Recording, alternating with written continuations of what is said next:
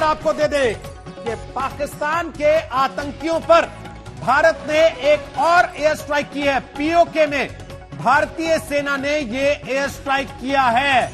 एक बार फिर पीओके में पाकिस्तान समर्थित आतंकवादियों के लॉन्च पैड को भारतीय सुरक्षा बलों ने निशाना बनाया है।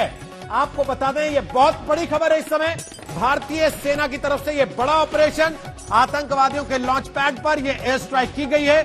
सर्दी का मौसम आ रहा है और ऐसे में पाकिस्तान की तरफ से घुसपैठ बढ़ जाती है। लगातार भारतीय खुफिया एजेंसियां खबरें दे रही थी कि पीओके में आतंकवादियों का जमावड़ा बढ़ता जा रहा है। कम से कम 350 आतंकवादी सरहद की दूसरी तरफ घुसपैठ करने की ताक में बैठे हुए हैं और ऐसे में भारत की तरफ से यह एयर स्ट्राइक एक बड़ी खबर है। समाचार एजेंसी पीटीआई के हवाले से इस वक्त आपको बता दें, यह बड़ी खबर आ रही है। पीओके में यह भारत का इस वक्त का सबसे बड़ा ऑपरेशन है, जहां भारतीय सेना ने पीओके में एयर स्ट्राइक की है।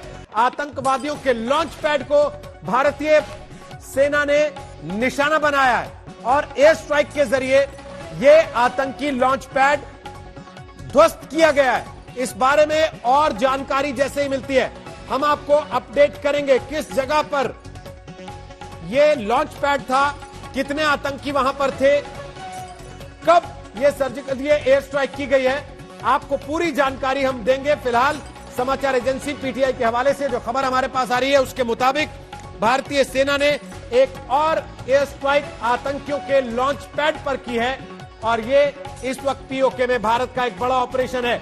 लगातार भारतीय खुफिया एजेंसियां खबरें दे रही थी कि सरहद के पार आतंकवादियों का जमावड़ा बढ़ता जा रहा है। खासतौर पर जम्मू कश्मीर में होने वाले स्थानीय चुनाव वो आतंकवादियों और पाकिस्तान के निशाने पर थे। आज ही नगरोटा में भारत ने एक बड़ी आतंकी साजिश को नाकाम किया था, जब सुरक्षा बलों ने 4 आतंकवादियों को मार गिराया था। और अब इस वक्त की सबसे बड़ी खबर यह कि आतंकियों के लॉन्च पैड को निशाना बनाया गया है। पीओके में यह आतंकी लॉन्च पैड था जिसे एयर स्ट्राइक के जरिए भारत ने ध्वस्त कर दिया है। और कर्नल रोहित देव हमारे साथ इस वक्त आ गए फोन लाइन पर, रक्षा विशेषज्ञ हैं। कर्नल रोहित देव, लगातार इस बात की आशंका जताई जा रही थी कि पाकिस्तान कुछ बड़ी हरकत अंजाम दे सकता है और भारतीय खुफिया एजेंसियां बता रही थी कि सरहद के पार आतंकवादियों का जमावड़ा बढ़ रहा है। ऐसे में यह एयर स्ट्राइक भारत की तरफ से एक बड़ा और सख्त मैसेज है।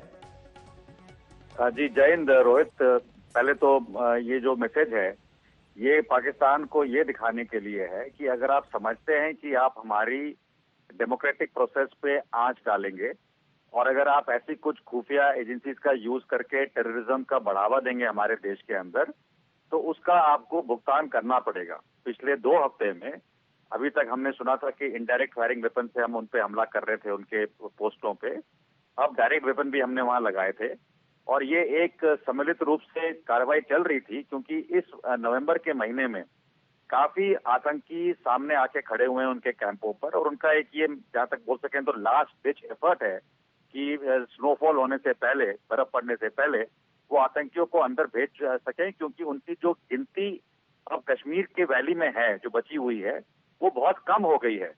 तो उसको बढ़ावा देने के लिए मजबूरी है पाकिस्तान की जो वो कर रहे थे। और जो ये आतंकी का जो आतंकवाद का जो फैलावा करना चाह रहे थे, हमारे देश के ऊपर थोपना चाह रहे थे अपनी मंशा, उसको तोड़ने के लिए ये जो जवाब दिया है हमारे एयर स्ट्राइक से, ये अहम है और ये जरूरी है। और मैं समझता हूँ कि आने वाले, मैंने किसी चैनल पे 2-3 हफ्ते पहले बोला भी था कि संभावना है ऐसी चीज होने की।